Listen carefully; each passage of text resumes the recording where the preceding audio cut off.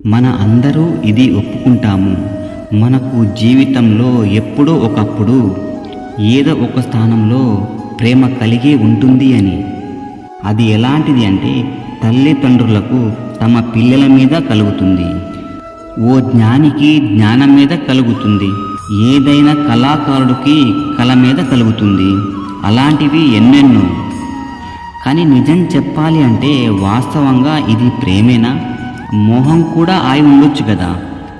ఇప్పుడు మీరు అడగొచ్చు, ఈ ప్రేమానికి మోహానికి మధ్య గల తేడా ఏమిటో అని.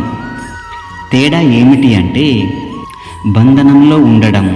ఏదైతే మిమ్మల్ని బందీలుగా చేస్తుందో అది మోహం, ప్రేమ కాదు. ప్రేమ ఏంటంటే అది మిమ్మల్ని విముక్తులుగా చేసి వికాసం వైపు నడిపేస్తుంది. సరే, నేను మీకు ఒక ఉదాహరణని ఇస్తాను.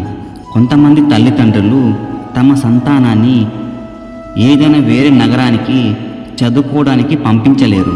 తమ సంతానాన్ని వారి మిత్రులతో కలిసి ఆడుకోవడానికి కూడా పంపించలేరు. తన పిల్లలకి ఏ బాధ కలగకూడదనే తాపత్రయంతోనే చింతిస్తూ ఉంటారు. ఇక ఆ కారణంగానే వారిని బంధించి ఉంచుతారు. ఇది ప్రేమ మాత్రం కాదు, ఇదే మోహం.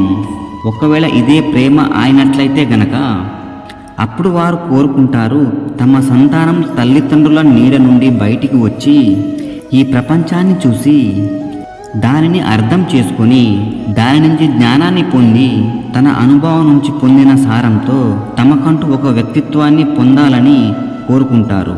గుర్తుపెట్టుకోండి, మోహం నుండి భయం ఉత్పన్నమవుతుంది, కానీ ప్రేమ నుండి కేవలం ఆనందం మాత్రమే. అందువల్లే బంధించి ఉంచకండి, ముక్తులని చేయండి. ఎందుకంటే అదే ప్రేమ. మన అందరికీ సమయం ఒక గొప్పతన బాగా తెలుసు. సమయమే మనల్ని ముందుకు నడుపుతుంది.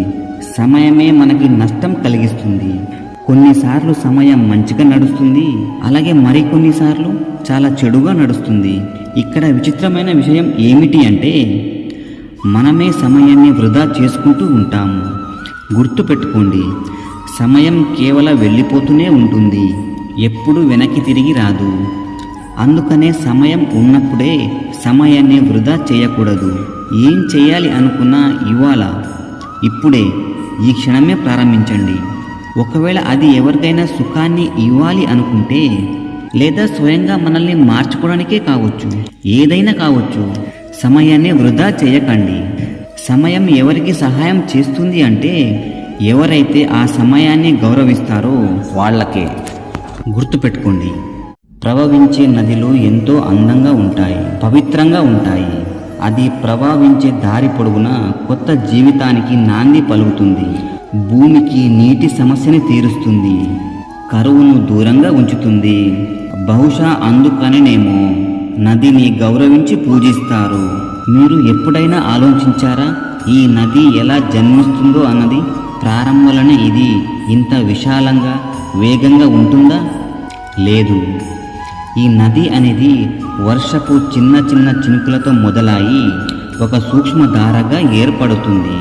ఈ సూక్ష్మధారలే ఎన్నో పర్వతాలను చీల్చుకుంటూ స్వయంగా ప్రవహిస్తూ ఎంతో ఎత్తైన కొండల మీద నుంచి కిందికి పడుతూ చెట్లను రాళ్లను గుత్తుకుంటూ ఒక విశాలమైన నదిగా మారుతుంది. అదేవిధంగా ఈ ప్రపంచంలో ఎవరు ఒక్కసారిగా గొప్పవారు అయిపోరు. చిన్న చిన్న ప్రయత్నాలలో విజయాలు సాధిస్తూ మహోన్నతమైన వ్యక్తిత్వాన్ని పొందుతారు. అందుకనే జీవితాలు ఎప్పుడూ ప్రయత్నాలు చేస్తూనే ఉండాలి. ఆ విధంగా మీ అస్తిత్వాన్ని మీరే ఏర్పరచుకోండి. నరుడు ఈ భూమిపై జన్మించే సమయం, అలాగే నరుడు ఈ భూమిని వదిలి వెళ్ళే సమయం, ఈ మధ్య కాలాన్నే జీవితకాలం అంటారు. ఈ జీవితకాలంలో యుద్ధం అయితే తప్పనిసరిగా చేయాల్సి వస్తుంది. ఒక్కసారి విద్య కోసం అవ్వచ్చు, ఒక్కసారి క్రియ కోసం కావచ్చు, కొన్నిసారి పరిస్థితులతో పోరాడాల్సి వస్తుంది. కానీ ఈ యుద్ధం ఎదుర్కోవాల్సిన సమయంలో ఈ ప్రకృతి మనకు ఒక చక్కటి గుణాన్ని ఇచ్చింది, అదే ప్రయత్నం.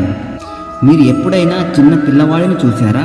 తను ఏమీ చెప్పలేకపోతాడు, ఏమీ అర్థం చేసుకోలేకపోతాడు, కానీ తన చిన్ని దేహంతో తన చుట్టూ ఉన్న పరికరాలను తాకడానికి చూస్తాడు, నిలబడతాడు, పడతాడు, మళ్ళీ నిలబడతాడు. ఆఖరికి తన కాళ్ళపై నడవడానికి నేర్చుకొని తీరుతాడు. ఎందుకంటే తను తన మనోధైర్యాన్ని కోల్పోలేదు. జీవితంలో యుద్ధ క్షేత్రాలు చాలా వస్తాయి. కొన్నిసార్లు ఓటమికి ఎదురు వెళ్లాల్సి వస్తుంది.